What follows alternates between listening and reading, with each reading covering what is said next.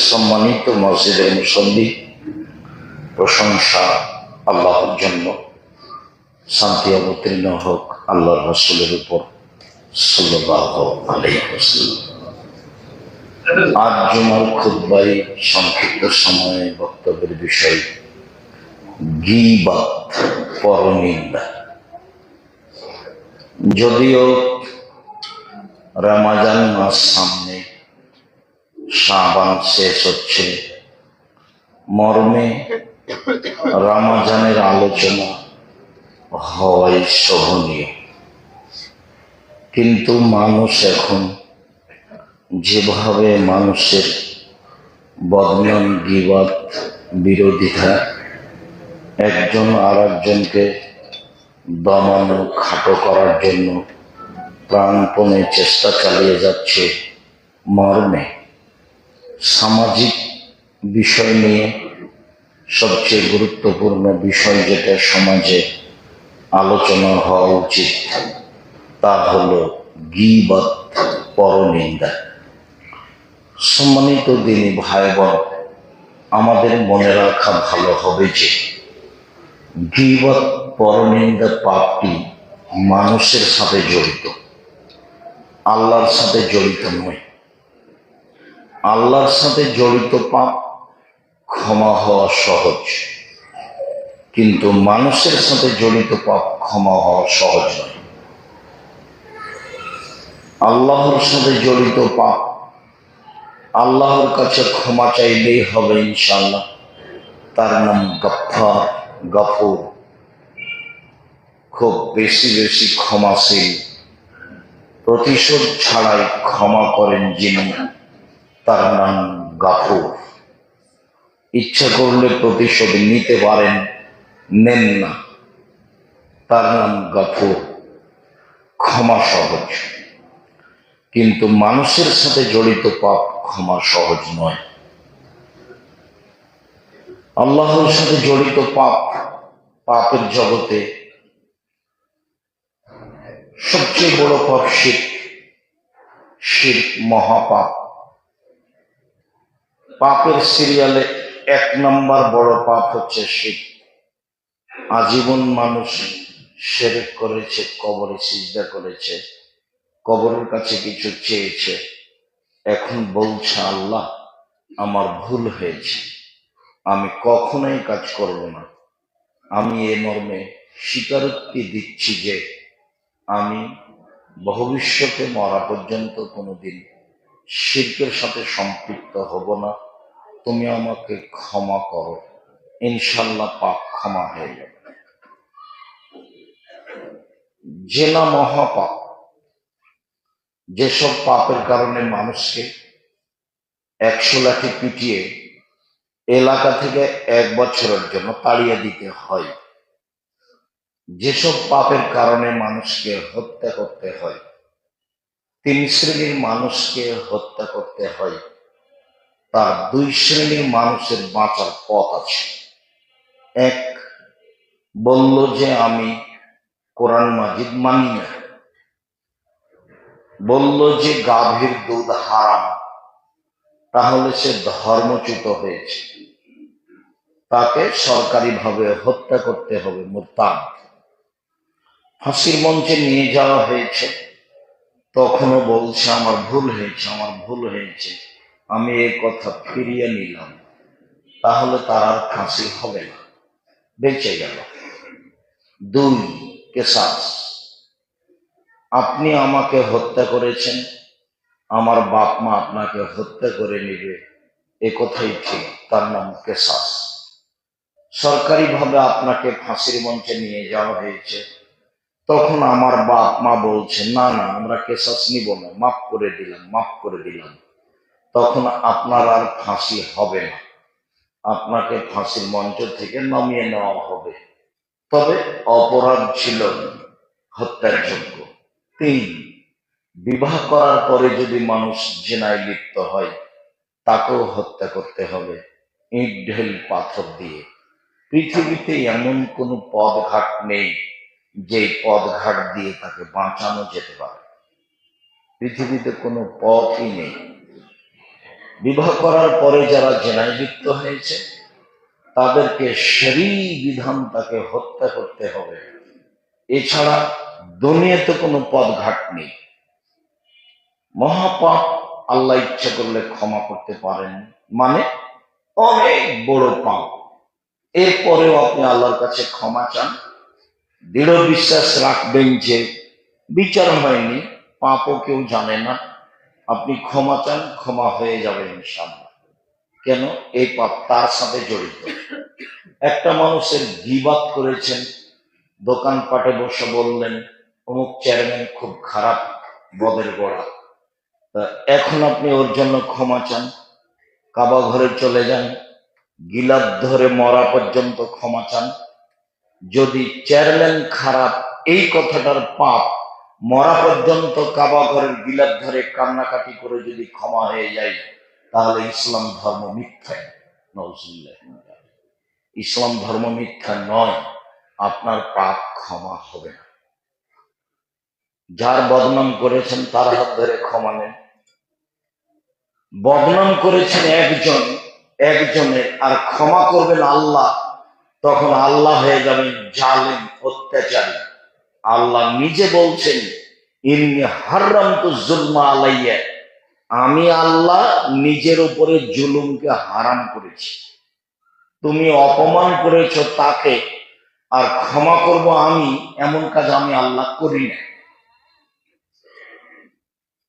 তুমি জুলুম করেছ তার উপরে, আর ক্ষমা করব আমি, এমন কাজ আমি আল্লাহ করি না। এমন কাজ করলে আমি আল্লাহ জালেম হয়ে যাব। আমি আল্লাহ নিজের উপরে জুলুমকে হারাম করেছি। তার নাম গীবাত। মনে রাখা ভালো হবে যে যেসব পাপের কারণে সরাসরি জাহান্নাম ঘোষণা হয়েছে তার নাম গীবাত, পরনিন্দা। সুদ মহাপাপ, এ কথাই ঠিক।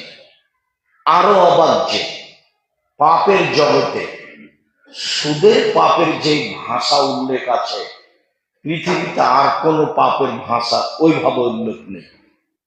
আগে ভাষাটা শোনাই। রাসূল সাল্লাল্লাহু আলাইহি ওয়াসাল্লাম বলেন, মা ইয়াকুলু দিরহাম রিবা ওয়া ইয়ালাম আসাদ্দু মিন সিকাতি ওয়া সালাসিনা জিনিয়া। কে যদি জেনে শুনে 1 টাকা সুদ খায়, 36 বার জেনা করে যত পাপ হবে, 1 টাকা সুদ খেলে তার চেয়ে বেশি পাপ হবে। তিনি বলেন, আর রিবা সাবুনা জুজান আইশরা আইন করুল মাহু, সুদের পাপের 70টি ভাগ রয়েছে, ছোট থেকে বড়, বড় থেকে ছোট। তার সবচেয়ে ছোট পাপ হলো সুদের পাপ। মার সাথে জেনা করলে যেমন পাপ হয়, শিরক মহাপাপ, তবে ভাষা এমন নয়। পৃথিবীর দ্বিতীয় মহাপাপ বাপ মায়ের অবাধ্য চলা। ভুলেও কোনোদিন বাপ মায়ের বিরুদ্ধে যাবেন না, ভুলেও কোনোদিন সহজে বইয়ের নামে অ্যাকাউন্ট খুলবেন না, বাপ মায়ের নামে খুলবেন, দেশ বিদেশে আছে। বাপ মা যদি রাগ করে চলেও যায়, যাবে কোথায়? ওর নাম বাপ আর এর নাম মা। আর বইয়ের নামে টাকা পয়সা বেশি হলে অন্য জায়গায় বিবাহ বসলে সবই গেল। চাঁপাই নবাবগঞ্জের ভাষাতে আমও গেল, ছালাও গেল, কাঁদতে কাঁদতে দুই চোখও গেল। পৃথিবীর দ্বিতীয় মহাপাপ বাপ মায়ের অবাধ্য চলা, কিন্তু ভাষা এমন নয়। পৃথিবীর তৃতীয় মহাপাপ মিথ্যা সাক্ষী। ঢাকা কেন্দ্রীয় কারাগারে 20 বছর 30 বছর থেকে কতগুলো মানুষ জেলে আছে, ও নিজেই জানে না আমি কেন জেলে। জজ জানে না ঘটনা কি, উকিল জানে না ঘটনা কি, সাক্ষী জানে না ঘটনা কি। দলীয় দাপটে সাক্ষীকে বলেছে 1 লক্ষ টাকা দিব, তুই বলবি জজের সামনে আমি নিজ চোখে মারতে দেখেছি। যার কথা বলছে সেই সেদিন ঢাকাতেই ছিল না, ছিল রংপুরে। এর নাম মিথ্যা সাক্ষী। পৃথিবীতে নয়। জজ জানে না ঘটনা কি, উকিল জানে না ঘটনা কি, সাক্ষী জানে না ঘটনা কি, শুধুমাত্র যে তৈরি করেছে সেই জানে ঘটনা কি। তার নাম দলীয় দাপট, যেটার সাথে আপনি খুব ভালোভাবে জড়িত, যার বাস্তবতা আপনার খুব ভালোভাবে জানা আছে, আমার চেয়ে। মানুষ হত্যা মহাপাপ, ভাষায় এমন নয়। 1 টাকা সুদ খাই যদি জেনে শুনে 36 বার জেনা করলে যা পাপ হবে, 1 টাকা সুদ খেলে তার চেয়ে বেশি পাপ হবে। সুদের পাপের 70টি ভাগ রয়েছে। সবচেয়ে ছোট ভাগ মায়ের সাথে জেনা করলে যেমন পাপ হয়। এরপরেও কোটি কোটি টাকা সুদ খেয়েছেন, ব্যাংক ব্যালেন্স অনেক, বাড়ি গাড়িও অনেক, দেশ বিদেশে অনেক বাড়ি। এখন আপনি আল্লাহকে বলেন, আল্লাহ আমার ভুল হয়েছে, আজ থেকে আমি সুদের লেনদেন বন্ধ করলাম, জিন্দেগিতে আর কোনোদিন সুদ খাবো না, আমাকে মাফ করো, ইনশাল্লাহ সব পাপ ক্ষমা হয়ে যাবে। আপনি দোকানে বসে আড্ডা পিটে আর একজনের বদনাম করেছেন, ক্ষমা চান দেখি। কোনো একদিন যদি কান্নাকাটি করে ক্ষমা হয়ে যায়, তাহলে জানতে হবে ইসলাম ধর্ম মিথ্যা। ইসলাম ধর্ম মিথ্যা নয়, ইসলাম ধর্ম সত্য, এ কথাই ঠিক। আপনার পাপ ক্ষমা হবে না, এ কথাই ঠিক। যার বদনাম করেছেন তার কাছে ক্ষমা নেন, এর নাম আল্লাহর সাথে জড়িত পাপ, গীবাত, পরনিন্দা, আল্লাহর সাথে জড়িত পাপ। আল্লাহ তাআলা বলেন, ওয়াইলুল লিকুল্লি হুমাযাতিল লুমাযা, সামনে বদনাম করে যে, পিছনে বদনাম করে যে, অয়েল নামক জাহান্নামে যাবে সে। আল্লাহ বলেন, সামনে বদনাম করে যে, পিছনে গীবাত করে যে, ধ্বংস সুনিশ্চিত সে। সে অয়েল নামক জাহান্নামে চলে গেছে। গীবাত। আল্লাহ তাআলা বলেন, ইয়া আইয়ুহাল্লাযীনা আমানু ইজতানিবু কাসীরাম মিনায যানব, পৃথিবীর মানুষ যারা আল্লাহকে বিশ্বাস করো, রাসূলকে বিশ্বাস করো, পরকালকে বিশ্বাস করো, তোমরা মানুষের প্রতি খারাপ ধারণা করো না। কিছু কিছু ধারণায় পাপ হয়।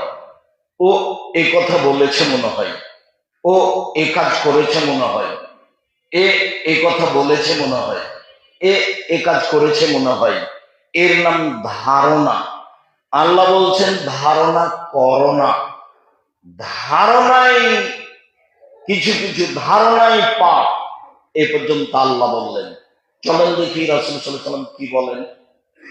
আবু হুরায়রা রাদিয়াল্লাহু তাআলা আনহু বলেন, রাসূল সাল্লাল্লাহু আলাইহি ওয়াসাল্লাম বলেছেন, ইয়াকুমুয যান্না ফাইন্না যান্না আকযাবুল হাদিস, মনে রেখো, সাবধান, ধারণা করা থেকে বেঁচে থাকো, ধারণাই সবচেয়ে বড় মিথ্যা।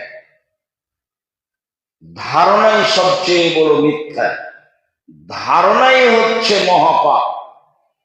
রাসূল সাল্লাল্লাহু আলাইহি ওয়াসাল্লাম বলেন, আকবারুল কাবায়রা সালাসা, সবচেয়ে বড় পাপ 3টি। 1, আল্লাহর সাথে শিরক করা। 2, পিতামাতার অবাধ্য চলা। 3, কওলুজ জুরে, মিথ্যা কথা বলা। আর ধারণাই সবচেয়ে বড় মিথ্যা। ধারণা করা থেকে বেঁচে থাকতে হবে।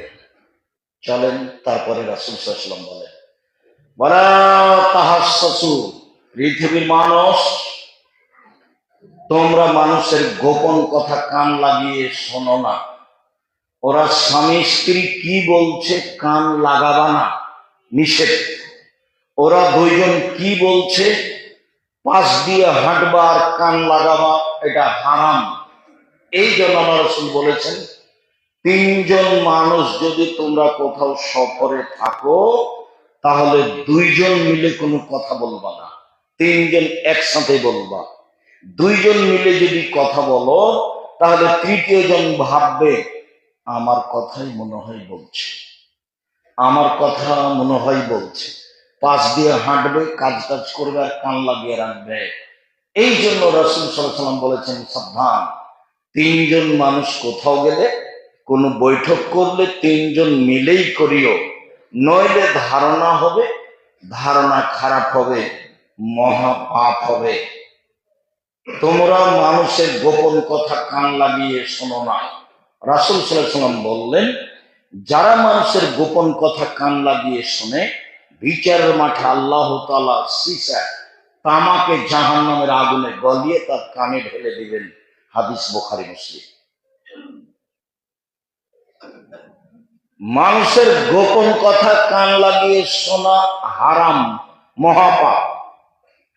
যারা আমার সামনে আছেন তারা অবগত হচ্ছেন, সময়ের গতিতে মিডিয়ার মাধ্যমে অবগত হবেন ইনশাআল্লাহ। যদিও মিডিয়াকে আমি পছন্দ করি এই জন্য যে মিডিয়ার মাধ্যমে আমরা সারা পৃথিবীর বিভিন্ন জায়গায় যেতে পারি, তবে ঘৃণাও করে এই জন্য যে তারা একটা মানুষের কোন কথা বলতে হবে আর কোন কথা বলতে হবে না এইটা তাদের বিবেচনা থাকে না, তার নিজের উদ্দেশ্যই বিবেচনা থাকে। এর ফলাফল ভয়াবহ। একটা মানুষের যেই কথা বলা হবে না, বললে অপছন্দ করবে, সেটাই গীবাত। আসছে একটু পরে বুখারী মুসলিম। তখন কি হবে? তাহাজ্জুদ পড়লাম, ফলাফল টিকলো না। হজ করলাম, উমরা করলাম, ফলাফল টিকলো না। রাসূল সাল্লাল্লাহু আলাইহি ওয়াসাল্লাম বলেন, ওয়ালা তাজাসসু, পৃথিবীর মানুষ, তোমরা মানুষের দোষ ত্রুটি উদ্ঘাটন করো না। মানুষের দোষ ত্রুটি উদ্ঘাটন করা হারাম। এটা আল্লাহর আদেশ, রাসূলের আদেশ। রাসূল সাল্লাল্লাহু আলাইহি ওয়াসাল্লাম বলেন, মান সাতারা মুসলিমান সাতারাহুল্লাহু ফিদ দুনিয়া ওয়াল আখিরাহ। কেউ যদি মানুষের দোষ ত্রুটি ঢেকে রাখে, তাহলে আল্লাহ তার দোষ ত্রুটি ইহকালও ঢেকে রাখবেন, পরকালও ঢেকে রাখবেন। আর এখন আপনার দলীয় দাপটের গতি বিধি যা, তা 40 বছর পূর্বে যদি সে কোনো অন্যায় পাপ করে থাকে, তাহলে আপনি সেটা জাতির সামনে পেশ করে তাকে খাটো করছেন। তার নাম দলীয় দাপট। লাভ হবে না। মানুষ মানুষ মানে বুঝেন, মাটির তৈরি, কোনো দাম নাই, 5 দাম নাই। আবার আল্লাহ তুচ্ছ বলছে, আরে তুমি তো শুক্র কীটের তৈরি, যার গন্ধ আছে, তোমার আবার কি দাম আছে? তুমি মরলেই শেষ। এত ক্ষমতাই কেন? এত জেলহাজত কেন? এত মারামারি কেন? এত চাঁদাবাজি কেন? এত দাগাবাজি কেন? এত রাহাজানি কেন? এত অন্যায় কেন? এত অবিচার কেন? দিন মজুরি করে খাবেন, মানুষের বাড়িতে কিষান কামলা দিয়ে খান, এই ক্ষমতা কেন? যা দিয়ে টিকা যায় না, যা দিয়ে মুহূর্তের মধ্যে অপমান নেমে আসে, যা আপনি জানেন। সম্মানিত দিনী ভাই বোন, মানুষের দোষ ত্রুটি মানুষ যদি লুকিয়ে রাখে, তাহলে তার ফলাফল কেমন একটু আগে বলি, তারপরে এই বিষয়ে আবার একটু কথা বলছি। বিচারের মাঠে আল্লাহ তাআলা একজন লোককে তার বাহু দিয়ে এইভাবে ঘিরে নেবেন, কাউকে দেখতে দিবেন না। আমার দিকে লক্ষ্য করে এইভাবে তাকে অন্তরাল করে নেবেন আল্লাহ নিজে, দিয়ে তার আমলনামাটা তার সামনে তুলে ধরবেন। দেখো তো এই পাপগুলি কি তোমার? আল্লাহ বলবেন। তখন বলবে, জি হ্যাঁ, এগুলি আমার পাপ। কাউকে দেখতে দিবেন না আল্লাহ। তারপরে আল্লাহ বলবেন, তুমি কি মনে করো আমার ফেরেশতারা এটা অন্যায় লিখেছে? না না না, জি না, আমি এটা বলি না যে ফেরেশতারা এটা অন্যায় লিখেছে। তখন আল্লাহ বলবেন, তুমি কি আমাকে কিছু বলতে চাও? তোমার কোনো ওজর আপত্তি আছে? তখন লোকটি বলবে, জি না, আমার কোনো ওজর আপত্তি নেই। তখন আল্লাহ বলবেন, শোনো, তোমার একটা স্বভাব ছিল মানুষের দোষ ত্রুটি ঢেকে রাখা। কোন সময় তুমি মানুষকে সমাজে অপমান করতে চাইতে না। মানুষের দোষ গোপন রাখা এটা তোমার অভ্যাস ছিল। তুমি মানুষের দোষ ত্রুটি গোপন রাখতে পারো, আর আমি আল্লাহ তোমার পাপ গোপন রাখতে পারি না। যাও, তোমার বিচার হবে না, তোমার সব পাপ ঢেকে দিলাম, জান্নাতে চলে যাও। হাদিস সহিহ দেখেন, বের হওয়ার সময় উপদেশ বইটা নিয়ে যাবেন, প্রথম আলোচনাতে এই হাদিস আছে। বই আপনার জন্য লিখেছিলাম, জাতির যদি রাস্তাঘাট করে দিতে না পারি, জাতির যদি স্কুল কলেজ করে দিতে না পারি, জাতিকে চূড়ান্ত সঠিক ধর্ম দিতে পারবো ইনশাআল্লাহ। ধর্মের ব্যাপারে জাতিকে ফাঁকি দিয়ে পরকাল হারাতে রাজি নই। সম্মানিত দিনী ভাই বোন, আমি আপনার পাশে থেকে রাসূল সাল্লাল্লাহু আলাইহি সাল্লামের কথা, আল্লাহর কথা আপনার সামনে পেশ করতে চাই। এ দিয়ে আপনাকে আমি পরকালমুখী করতে চাই। আল্লাহ তুমি সর্বশক্তিমান, তুমি ব্যবস্থা করো। আল্লাহ। সম্মানিত দিনী ভাই বোন, রাসূল সাল্লাল্লাহু আলাইহি ওয়াসাল্লাম মানুষের দোষ ত্রুটি ঢেকে রাখার চেষ্টা করতেন। কিভাবে চেষ্টা করতেন এটা একটু দেখাই, বুখারী মুসলিম থেকে। এক খেয়ালে চেয়ে থাকবেন, বেখেয়াল হবেন না। ঘুম আসলে সরে বসবেন। আমার দিনী বন্ধের বলছি, মসজিদে এসেছেন, গল্প করবেন না। সাবধান। বাড়িতে গল্প করেছেন, রাস্তায় গল্প করতে করতে এসেছেন, মসজিদে এসে গল্প করবেন না। চুপচাপ বসে থাকেন। মহিলা মানুষ, দড়িয়ে বেড়াচ্ছেন সারাদিন, স্বামী তো শক্ত নয়, নইলে বুঝতে পারতেন স্ত্রী কাকে বলে। দিনরাত বলেছি, চোখ যেভাবে ঘুরে বউ সেভাবে চলে, তার নাম স্বামী, তার নাম ক্ষমতা। চোখ যেভাবে ঘুরে বউ সেভাবে চলে, তার নাম স্বামী, তার নাম ক্ষমতা। যা বলে মেয়ে তাই মানে, তার নাম বাপ, তার নাম ক্ষমতা।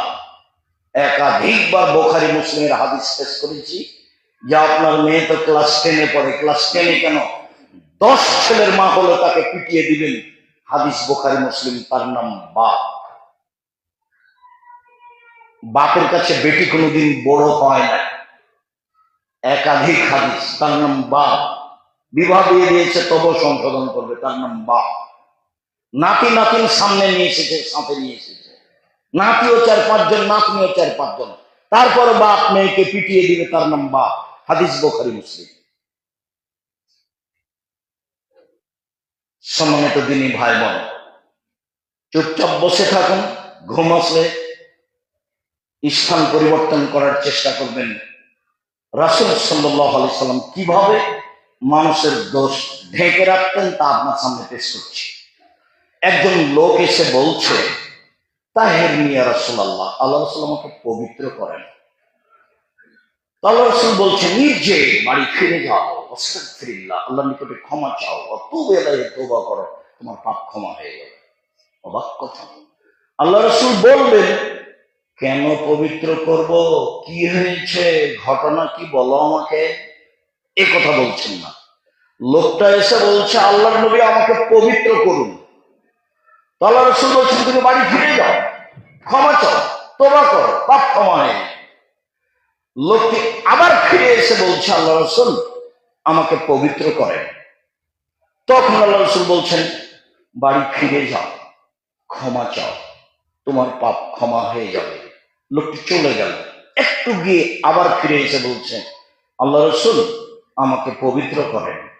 আল্লাহ রাসূল বলছেন, তুমি বাড়ি ফিরে যাও, আল্লাহর কাছে ক্ষমা চাও, তোমার পাপ ক্ষমা হয়ে যাবে। লোকটি চলে গেল। আবার একটু গিয়ে ফিরে এসে বলছে, আল্লাহ রাসূল আমাকে পবিত্র করেন। তখন আল্লাহ রাসূল বলছেন, আবেহি জনন, লোকটা কি পাগল? আরে আমি বলছি তুমি চলে যাও, তুমি ক্ষমা চাও, তোমার পাপ ক্ষমা হয়ে যাবে, তুমি বারবার ফিরে আসো কেন? এখন পর্যন্ত বলছেন না যে কেন তোমাকে পবিত্র করব, ঘটনা কি, এটা বলছেন না। এখন পঞ্চমবারে বলছেন, ও কি পাগল? আমি যখন বলছি চলে যাও, যায় না কেন? তো সাহাবীগণ বলছেন, লাইসা বিমাজনুন, জি না আল্লাহর নবী, ও তো পাগল নয়, ভালো মানুষ।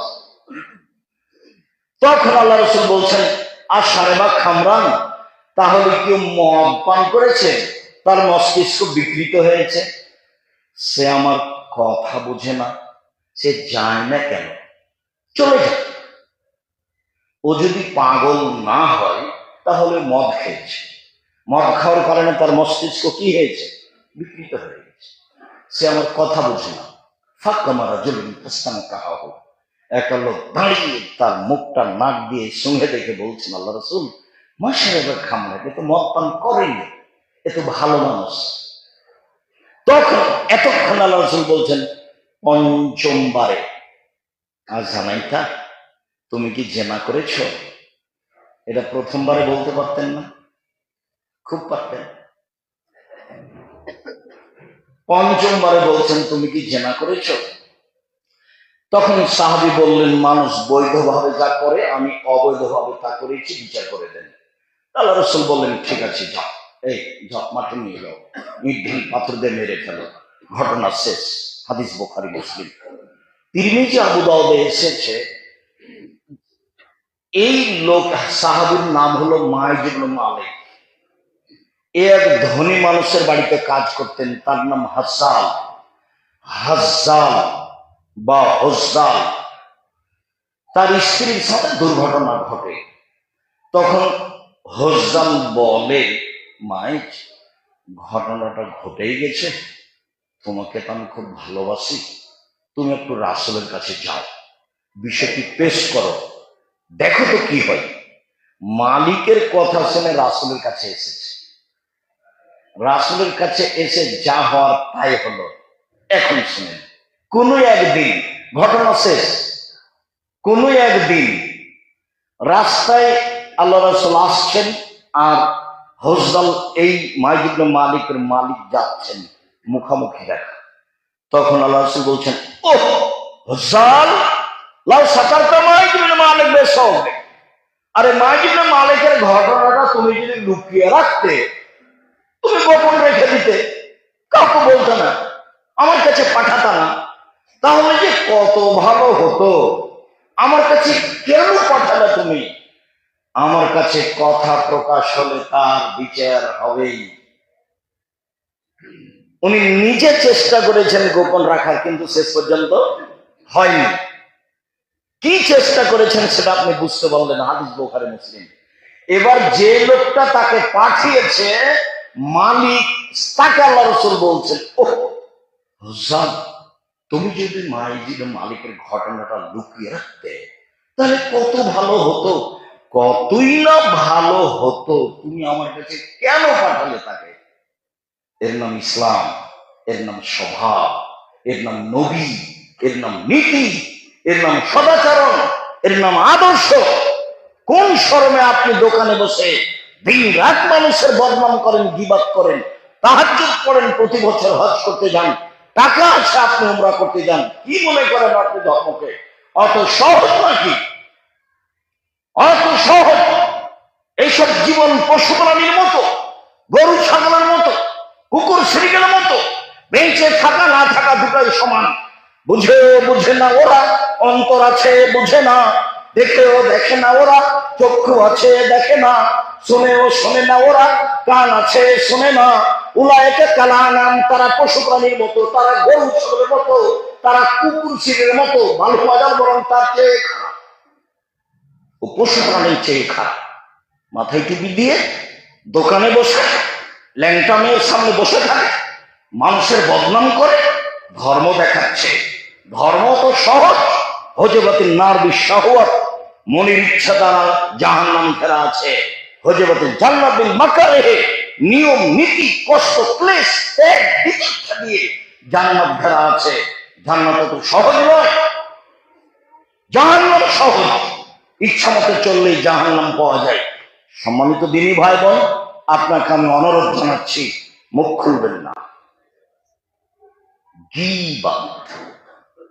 আবু হুরায়রা রাদিয়াল্লাহু তাআলা আনহু বলেন, রাসূল সাল্লাল্লাহু আলাইহি সাল্লাম বললেন, সঙ্গী সাথে বলতে পারো গীবাত কাকে বলে? তো সাহাবীগণ বললেন, জি না, বলতে পারি না গীবাত কাকে বলে। তখন আল্লাহ রাসূল বলছেন, যিকরুকা আখাকা ইয়াকরাহ, তুমি তোমার ভাইয়ের কথা বলো, ও যদি শুনতে পাই, তাকে যদি খারাপ লাগে, তার নাম গীবাত। আবার শুনেন, সঙ্গী সাথী বলতে পারো গীবাত কাকে বলে? জি না, গীবাত কাকে বলে বলতে পারি না। শোনো, তুমি যদি কারো কথা বলো এখানে, আর ও যদি এই কথা শুনতে পায়, তাকে যদি খারাপ লাগে, সেটাই হলো গীবাত। বোঝা গেল কি? ঘুমাচ্ছেন নাকি? মনে থাকবে গীবাত কাকে বলে। যে আমি একজনের কথা বলছি, ও এখানে নেই, ও যদি শুনতে পায়, তাহলে তাকে কেমন লাগবে? খারাপ লাগবে, এর নাম গীবাত। তখন সাহাবীগণ বলছেন, আর এটা ইনকাম ফিহি মাকুল, আল্লাহর নবী, ও যদি চুরি করে থাকে, আমি চোর বলি, তবু কি গীবাত হবে? সাহাবীগণ বলে উঠলেন, ও তো খারাপ মনে করবে, ও তো চোর, তাকে আমি সমাজে বলেছি চোর।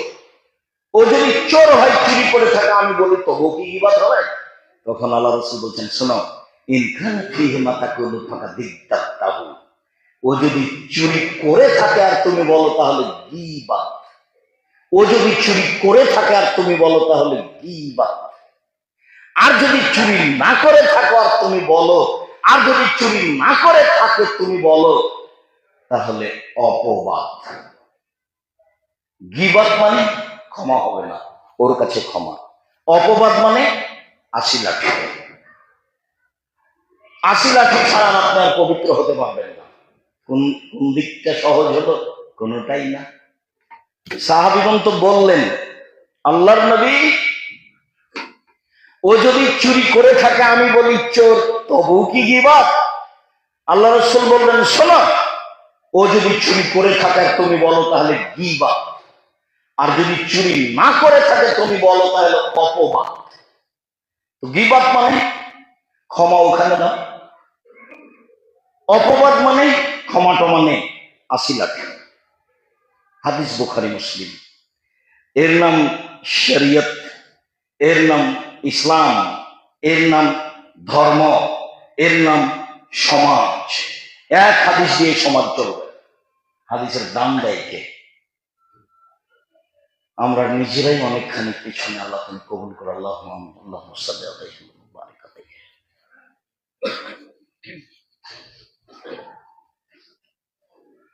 জুবাইর ইবনে মুতঈম রাদিয়াল্লাহু তাআলা আনহু বলেন, রাসূল সাল্লাল্লাহু আলাইহি সাল্লাম বলেছেন, লা ইয়াদখুল জান্নাতা কাত্তাব ওয়া কিরাতিন নাম্মাম।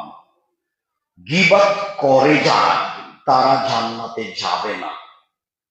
চুগলখড়ি করে যারা, এখানকার কথা ওখানে লাগাই যারা, ওখানকার কথা এখানে লাগাই যারা, তারা জান্নাতে যাবে না। হাদিস বুখারী মুসলিম। রাসূল সাল্লাল্লাহু আলাইহি সাল্লাম বলেন, মান কানা জাওয়াজাইনে, যে ব্যক্তি দুনিয়াতে দুই মুখা হবে, এখানে এক কথা ওখানে এক কথা, কানা লাহু ইয়াউমাল কিয়ামাহ লিসানান মিন নার, তার মুখে বিচারের মাঠে দুইটা আগুনের জিহ্বা হবে। মনে থাকবে কি? দোমুখা যে, চুগলখড়ি করে যে, দোমুখা যে, চুগলখড়ি করে যে, বিচারের মাঠে তার মুখে কয়টা জিহ্বা হবে? দুইটা। কিসের তৈরি? আগুনের তৈরি। এ কথা আমি বলিনি, এ কথা মুহাম্মদ সাল্লাল্লাহু আলাইহি সাল্লাম বলেন। সম্মানিত দিনী ভাই, রাসূল সাল্লাল্লাহু আলাইহি সাল্লাম বলেন, তাজেদুনা ইয়াউমাল কিয়ামাহ শারাল ওয়াজহ, পৃথিবীর মানুষ শুনে রেখো, বিচারের মাঠে সবচেয়ে নিকৃষ্ট মানুষ হবে গীবাতকারী। বিচারের মাঠে সবচেয়ে খারাপ মানুষ হবে বদনামকারী। এখানে এক কথা বলে ওখানে আর এক কথা বলে, ওখানে এক কথা বলে এখানে আর এক কথা বলে, এই মানুষ হবে বিচারের মাঠে সবচেয়ে খারাপ। মুখ বন্ধ রাখবেন, বসবেন না যেখানে দুইজন বসে আছে। শতদিন আপনাকে আমি অনুরোধ জানিয়েছি, আমি আপনার দিনী ভাই, আমি আপনার পাশে আছি, আপনাকে আমি অন্তর থেকে ভালোবাসি। যতই আমার কথা আপনি কষ্ট পান, তবে আমি আমার পাশে আছি। আপনাকে আমি দোকানে যাওয়া শিখিয়েছি, বারবার বলেছি, দোকানে গিয়ে বলবেন, আসসালামু আলাইকুম, আমার লবণ আছে? জি, 1 কেজি লবণ দাও। আমার কাঁচা মরিচ আছে? জি আছে, 200 কাঁচা মরিচ দাও। টাকা দেওয়া শেষ হয়েছে, আসসালামু আলাইকুম। এই পর্যন্ত দোকানে থাকবেন। ধর্মকে পাগল মনে করেন? অত সহজ। বিচারের মধ্যে সবচেয়ে খারাপ মানুষ হবে এই কথা রাসূল সাল্লাল্লাহু আলাইহি ওয়াসাল্লাম বলেন। আনাস রাদিয়াল্লাহু তাআলা আনহু বলেন, আল্লাহ নবী বলছেন, আমাকে একবার মেরাজে উপরে নিয়ে যাওয়া হচ্ছে। তো যেতে যেতে দেখি অনেক মানুষ, তাদের অনেক বড় বড় তামার নখ তামার, মুখকে একবারে তামার নখ দিয়ে খামচে তুলে ফেলছে, বুককে একবারে তামার নখ দিয়ে খামচে তুলে ফেলছে। তখন আল্লাহ রাসূল জিবরাইল, মারহাবা, জিবরাইল এরা কারা? একই কথা, এরা কারা? নিজের নখ দিয়ে নিচের মুখকে ছিঁড়ে ফেলছে, গোস্ত তুলে ফেলছে, বুকের গোস্ত তুলে, এরা কারা? তখন আল্লাহ রাসূলকে জিবরাইল বলছেন, হাউলাই আল্লাযীনা ইয়াকুনা ফি আরাজিন নাস, এরা ওরা যারা মানুষের বদনাম করত, গীবাত করত। রাসূল সাল্লাল্লাহু আলাইহি ওয়াসাল্লাম বলেন, পৃথিবীর মানুষ লা তুযুল মুসলিমিনা, একজন আরেকজনকে কষ্ট দিও না। রাসূল সাল্লাল্লাহু আলাইহি ওয়াসাল্লাম বললেন, পৃথিবীর মানুষ লা তুয়াইয়ুরু, কারো বদনাম করো না। রাসূল সাল্লাল্লাহু আলাইহি ওয়াসাল্লাম বললেন, ওয়ালা তাত্তাবিউ আওরাতা আখিহাল মুসলিম, মানুষের পিছনে লাগিও না। কোন ব্যক্তি যদি মানুষের পিছনে লেগে যায়, ইয়াত্তাবিউল্লাহু আওরাতাহু, তখন আল্লাহ তার পিছনে লেগে যাবেন। ওমান ইয়াত্তাবিউ আওরাতাহু ইয়াফজাহু ওয়ালাউ কানা ফি জাওফির আহলিহি, আর যখন আল্লাহ তার পিছনে লেগে যাবে, ও যদি মানুষের বদনাম করার পরে পাথরের মধ্যে ঢুকে যায়, ওর বাহনের উটের পেটের ভিতরে ঢুকে যায়, যেখানে আর কোনো মানুষ নাই, সেখানে আল্লাহ তাকে অপমান করেই ছাড়বেন। একটু ভালো করে বুঝছেন তো, আপনি মানুষের পিছনে লেগে গেলে আপনার পিছনে কে লাগবে? আল্লাহ। তো মানুষের বদনাম করার পর আপনি কোথায় লুকিয়ে গেছেন? উটের পেটে। আল্লাহ রাসূল বলছেন, আল্লাহ ওখানে তোমাকে অপমান করবে। ও তো এখন আর মানুষ নাই, ওকে আল্লাহ। কাজে আপনি পৃথিবীর কোথায় আছেন এটা তার ভাববার বিষয় নয়, আপনাকে অপমান করতে হবে এটাই বিষয়। সাবধান দিন ভাই বোন। আবু হুরায়রা রাদিয়াল্লাহু তাআলা আনহু বলেন, রাসূল সাল্লাল্লাহু আলাইহি ওয়াসাল্লাম বললেন, সঙ্গী সাথী মাইসুর নাসান নারা, বলতে পারো মানুষকে বেশি বেশি জাহান্নামে নিক্ষেপ করে কি? সঙ্গী সাথী বলতে পারো মানুষকে বেশি বেশি জাহান্নামে নিক্ষেপ করে কি? সঙ্গী সাথী বলতে পারো মানুষকে বেশি বেশি জাহান্নামে নিক্ষেপ করে কি? এই কথা বলতে বলতেই আল্লাহ রাসূল বলছেন, আল ফারজ ওয়াল ফাম, মুখ আর লজ্জা স্থান। মুখ ব্যবহার করবেন না, মুখ বন্ধ রাখবেন। ভালো কথা ছাড়া মুখ ব্যবহার করবেন না। সকালে কাজে যান, ফজরের সালাত আদায় করে কাজে যাবেন, কাজ শেষ করে এশার সালাত আদায় করে ঘুমিয়ে যাবেন, কথা নেই। রাসূল সাল্লাল্লাহু আলাইহি ওয়াসাল্লাম বললেন, মাইয়াজমানলি মা বাইনাল্লাহি ওয়া মা বাইনা রিজলাহি আজমাল্লাহু জান্নাহ। পৃথিবীর মানুষ শুনে রেখো, তোমরা যদি দুইটা জিনিসের জিম্মেদারি নিতে পারো, আমি আল্লাহ তোমাদেরকে জান্নাতে নিয়ে যাওয়ার জন্য জিম্মেদারি নিলাম। কিভাবে জান্নাতে নিয়ে যাবো সেটা আমার ব্যাপার। এই কথা মুহাম্মদ সাল্লাল্লাহু আলাইহি ওয়াসাল্লাম বলেন। কিভাবে জান্নাতে নিয়ে যাব সেটা আমার ব্যাপার। হাদিস বুখারী মুসলিম। তোমরা দুইটা জিনিসের জিম্মেদারি নাও, জান্নাতে নিয়ে যাওয়ার জিম্মেদারি আমি নিলাম। এক, মা বাইনা লাইহি ওয়া মা বাইনা রিজলাইহি, মুখ দুই চোয়ালের মধ্যে যেটা আছে জীবন, যে মুখকে কন্ট্রোলে রেখেছে, গীবাত করেনি, তাকে আমি জান্নাতে নিয়ে যাব। কিভাবে নিয়ে যাব সেটা আমার ব্যাপার। দুই, যে জেনায় লিপ্ত হয়নি তাকে আমি জান্নাতে নিয়ে যাব। কিভাবে যে নিয়ে যাব সেটা আমার ব্যাপার। উবাদা ইবনে সামিত রাদিয়াল্লাহু তাআলা আনহু বলেন, রাসূল সাল্লাল্লাহু আলাইহি সাল্লাম বললেন, ইজমালুল সিত্তাম মিন আনফুসিকুম আজমাল্লাকুল জান্নাহ। ছয়টা জিনিসের জিম্মেদারি নাও, আমি তোমাকে কিভাবে জান্নাতে নিয়ে যাব সেটা আমার ব্যাপার। ছয়টা জিনিসের জিম্মেদারি নাও, তোমাকে আমি কিভাবে জান্নাতে নিয়ে যাব সেটা আমার ব্যাপার। এক, ওয়াসদুজা হাদাসতুম, কথা বললে সত্য কথা বলো। ওয়াফে যাও আদতুম, ওয়াদা করলে পূর্ণ করো। অদ্দুয়ে যাও উতমেন্তুম, কেউ আমানত রাখলে তার সময় পূর্ণ করো। আমি সভাপতি সেক্রেটারিকে বলি যে মরলপাড়া মসজিদের অনেক জমি আছে, আরো অনেক জমি ছিল, এই জমিগুলো এক সময়ে থাকবে না, কে কখন দখল করে নেবে তার নাম আমানতদারি। দিন যত যাবে আমানত তত উঠে যাবে, মসজিদ মাদ্রাসার জিনিস বলে দাম থাকবে না। এইগুলো বিক্রি করে আহলে হাদিসের সঠিক আকীদার মসজিদগুলো তৈরি করে ফেলেন।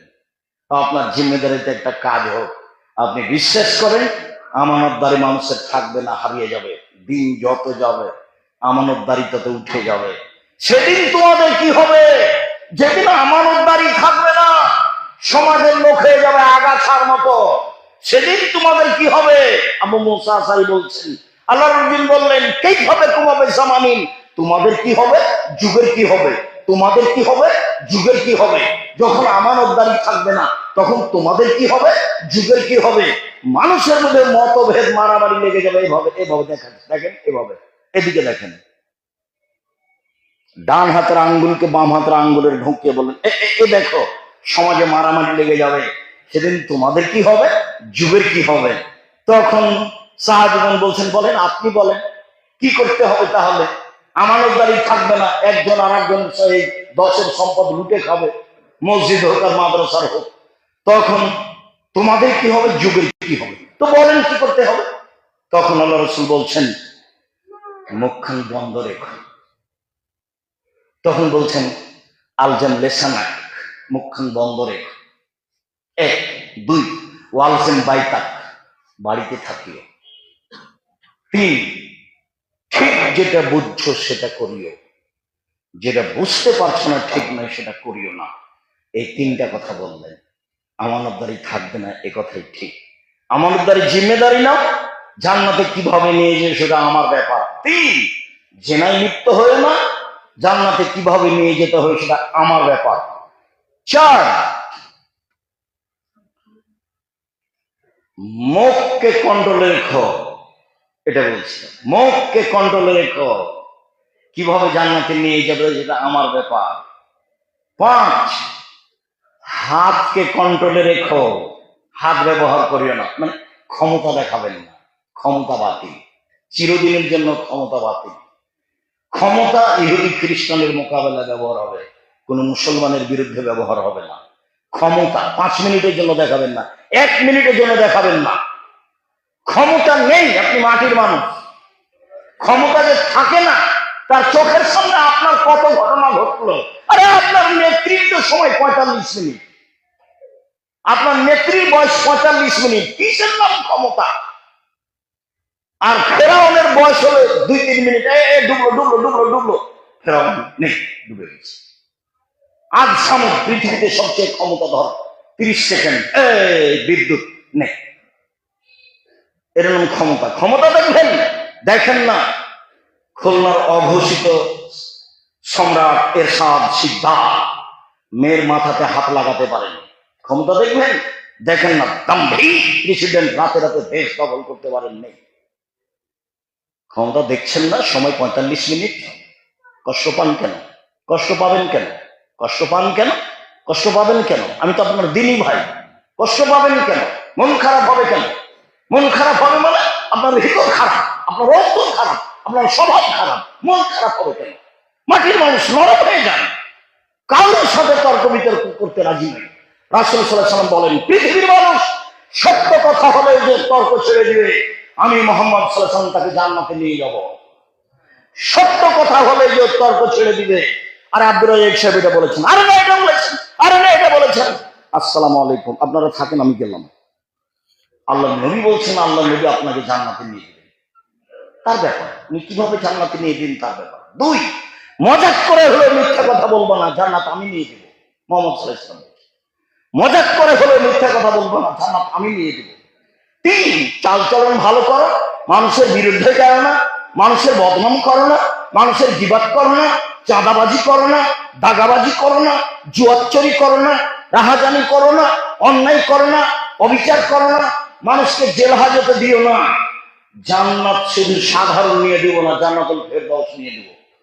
মুহাম্মদ সাল্লাল্লাহু আলাইহি ওয়াসাল্লাম নিজে বলছে, এমন কোন পথ নাই যে পথ দিয়ে জান্নাতুল ফেরদাউস পাওয়া যায়, শুধুমাত্র ভালো চাল চলন দিয়ে জান্নাতুল ফেরদাউস পাওয়া যায়। অবাক, পরিবর্তন হয়ে যান আজকে, জান্নাতুল ফেরদাউস নিয়ে দিলেন জিম্মেদারি কার? মুহাম্মদ সাল্লাল্লাহু আলাইহি ওয়াসাল্লাম। আপনি চিন্তা করেন কেন? আলোচনার শেষ হাদিস, রাসূল সাল্লাল্লাহু আলাইহি ওয়াসাল্লাম বলেন, সঙ্গী সাথী বলতে পারো মানুষকে পিছন দিক থেকে ধাক্কা মেরে জাহান্নামে নিক্ষেপ করে কি? সঙ্গী সাথী বলতে পারো মানুষকে পিছন দিক থেকে ধাক্কা মেরে জাহান্নামে নিক্ষেপ করে কি? সঙ্গী সাথী বলতে পারো মানুষকে পিছন দিক থেকে ধাক্কা মেরে জাহান্নামে নিক্ষেপ করে কি? বলতে বলতেই খাজা লেসানো জিভাটা ধরে নিয়েছেন।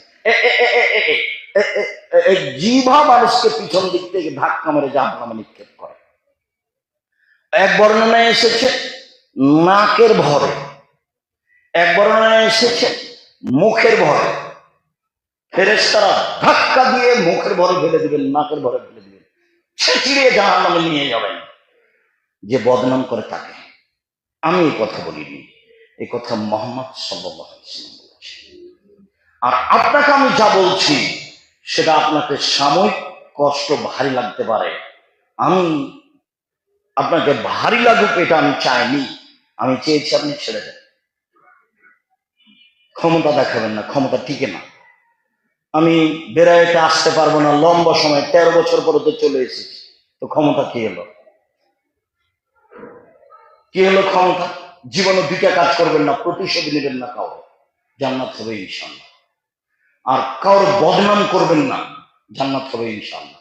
আমার জীবনে দুইটা ত্যাগ। আমি আব্দুর রাজ্জাক বিন ইউসুফ বলছি, মানুষের প্রতিশোধ নেব না, যা হবে হবে।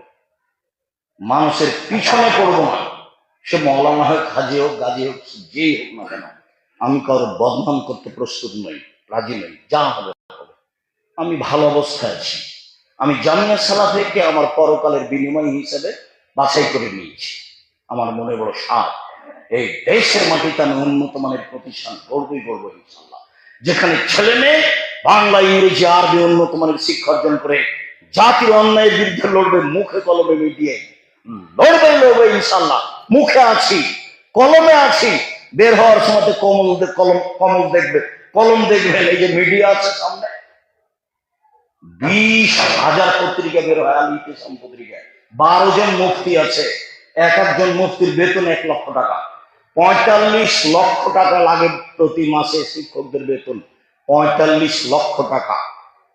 শিরক মুক্ত প্রতিষ্ঠান জামিয়া সালাফিয়া, বিদআত মুক্ত প্রতিষ্ঠান জামিয়া সালাফিয়া, দল মুক্ত প্রতিষ্ঠান জামিয়া সালাফিয়া, সংগঠন মুক্ত প্রতিষ্ঠান জামিয়া সালাফিয়া, হিংসা মুক্ত প্রতিষ্ঠান জামিয়া সালাফিয়া, দেশের সর্ববৃহৎ প্রতিষ্ঠান জামিয়া সালাফিয়া। আলহামদুলিল্লাহ, দিন রাত বলছি, যান দেখে আসেন আপনার বাড়ির পাশে 100 বিঘা জমির উপরে, যান একদিন দেখে আসেন, দেখে আসলে কি হবে?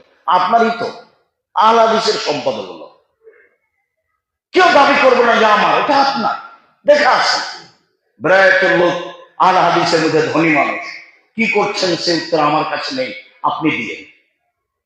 আমি তো নিঃস্ব মানুষ, আমি বলেছি আমি হলাম কচুর পাতার পানি। কচুর পাতার পানি মানে নিচে কিছু নেই, টলমল টলমল করছে, এই পড়লো এই পড়লো এই পড়লো।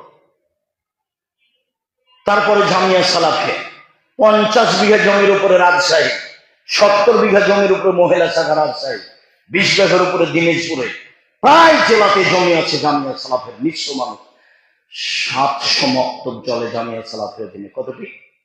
700 মক্তব জলে। কিছুই না করতে পারলে আপনি বলবেন আল্লাহ তুমি জামিয়া সালাফে কবুল করো, এটুকু তো পারবেন। এইটুকু যদি আপনি বলতে পারেন, না পারেন, তাহলে আমি বুঝবো আপনার ভিতরে হিংসা কাজ করে, যার ফলাফল আপনাকে ভোগ করতে হবে। আর আমি একেবারেই সাধারণ মানুষ, আমাকে ডাকার জন্য কোনো কিছু লাগে না। আমি আমার মান সম্মান দিয়ে চলতে রাজি নই। মান সম্মান কোথায় আছে? উপরে আছে। আমি আপনার কাছে চেয়েছি নিজে সংশোধন হওয়ার চেষ্টা করেন, নিজের পরিবারের জন্য দোয়া করেন, নিজের জন্য দোয়া করেন, নিজের অর্থ সম্পদের জন্য দোয়া করেন, জামিয়া সালাফের জন্য দোয়া করেন। নিঃস্ব হয়ে দুনিয়াতে থাকার চেষ্টা করবেন না। অর্থ সম্পদ লাগবে, 4টা কাজ: 5 ওয়াক্ত সালাত, 2 হালাল রুজি, 3 কোরআন তেলাওয়াত, 4 আড্ডা পিটা হারাম। জীবনে কোনোদিন আড্ডা পিটবেন না। আড্ডা পিটা 2 ধরনের। 1, দোকানে বসে আড্ডা পিটা, যেটা আপনি করেন, দিনরাত করছেন, এইটা। 2, ঘন্টার ঘন্টা ল্যাংটা মেয়েকে মোবাইলে দেখা, তার নাম আড্ডা পিটা। আড্ডা পিটা চিরদিনের জন্য হারাম।